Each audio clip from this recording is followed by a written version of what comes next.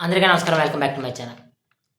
పవన్ కళ్యాణ్ గారి దగ్గర మనం డెఫినెట్‌గా నేర్చుకోవాల్సిన అంశాలు ఎన్నో ఉంటాయి. కానీ పర్టిక్యులర్‌గా ఆయన దగ్గర నుంచి నేర్చుకోవాల్సిన అంశం ఒక విషయాన్ని ఎలా సాల్వ్ చేయాలి? ఆ విషయాన్ని పట్టుకుంటే దాన్ని అంతు చూసేంత వరకు లేకపోతే దానికొక సొల్యూషన్ తీసేంత వరకు ఎలా ఉండాలి? అనేది మనం పవన్ కళ్యాణ్ గారి దగ్గర నేర్చుకోవాలి. అలాగే మాట ఇచ్చామంటే మాట నెరవేర్చుకునే విధంగా కూడా ఉండాలి. అది కళ్యాణ్ గారిలో ఉండేటువంటి 1-100%లోనే ఆహ్, సూపర్ క్వాలిటీ అని చెప్తాను.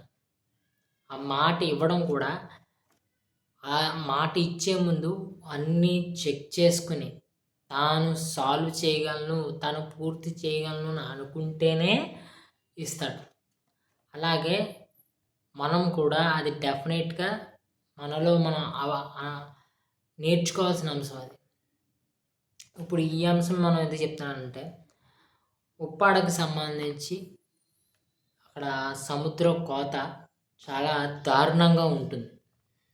ఎంతోమంది రాజకీయ నాయకులు వచ్చారు, దాన్ని ఏదో ప్రయత్నాలు చేశారు. కానీ ఆ ప్రయత్నాలు ఒక దశ వరకు కూడా తీసుకురాలేదు.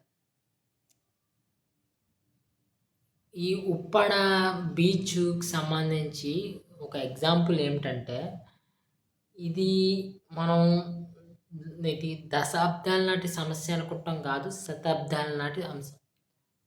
1907లోనే అక్కడ బ్రిటిషర్స్‌కి సంబంధించిన ఒక ట్రావెలర్స్ బంగ్లా ఉంటే, ఆ బంగ్లా కూడా కోతకు గురైంది.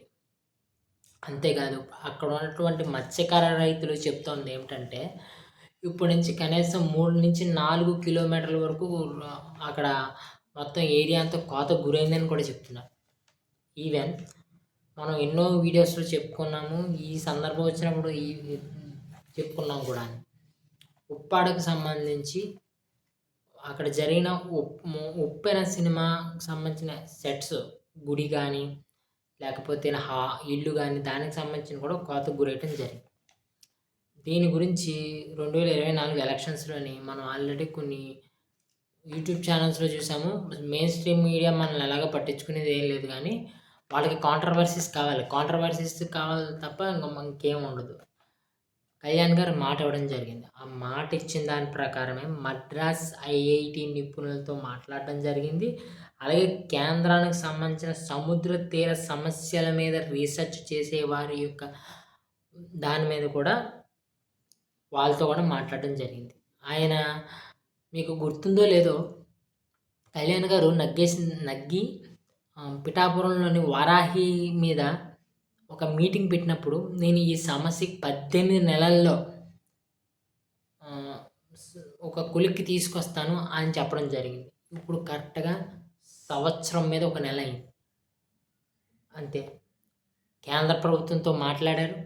323 కోట్లతో కేంద్ర నిధులను తీసుకొచ్చి ఈ సమస్యకు ఒక ఫుల్ స్టాప్ తీసుకురాబోతున్నారు. అదేంటి, అది ఒక జెయింట్ వాల్ నిర్మించి అది సముద్రం అలల్ని తట్టుకునే విధంగా సెట్ చేయాలనేది ఆలోచన.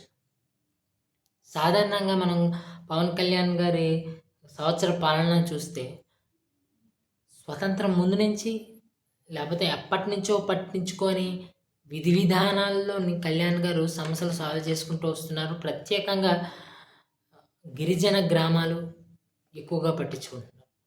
మనం మహామహులను చూసాం. నాకు తెలిసిన మహామహుల్లో రాజశేఖర్ రెడ్డి గారు కానీ, లేకపోతే చెన్నారెడ్డి గారు కానీ, లేకపోతే చంద్రబాబు నాయుడు గారిని కానీ, వీరెవరు ఈ సమస్యకి ఇన్ని దశాబ్దాల్లో లేదా శతాబ్దాల్లో ఈ సమస్యకు ఒక సొల్యూషన్ తీసుకురాలేకపోవడం, అది ఒక మైనస్ అని చెప్పచ్చు. ఏ ప్రభుత్వానికైనా మైనస్ అని చెప్పచ్చు. ఆ మైనస్‌లో ప్రజలు గట్టా పట్టించుకుని ఉంటే ఏ ప్రభుత్వం కూడా అధికారంలోకి వచ్చే అవకాశమే లేదు. కానీ మన ప్రజలకి పార్టీ అభిమానం, కులాభిమానం, లేకపోతే ప్రాంతీయ అభిమానం కూడా, ఆ ప్రాంతానికి సంబంధించిన వాడు వీటితోనే సరిపోతుంది తప్ప ఆ సమస్య సాల్వ్ చేశాడా? ఆ సమస్య సాల్వ్ చేస్తేనే వీడిని నగ్గిందాం, లేపోతే ఓడిపిచ్చేద్దాం అని ప్రజల్లో ఎప్పుడు మార్పొచ్చిన రోజున ఈ రాష్ట్ర, దేశ రాజకీయాలైతే తప్పకుండా మారతాయి. నా వీడియో గనుక నచ్చితే లైక్ చేసి, షేర్ చేసి, సబ్స్క్రైబ్ చేసుకోండి. Thank you.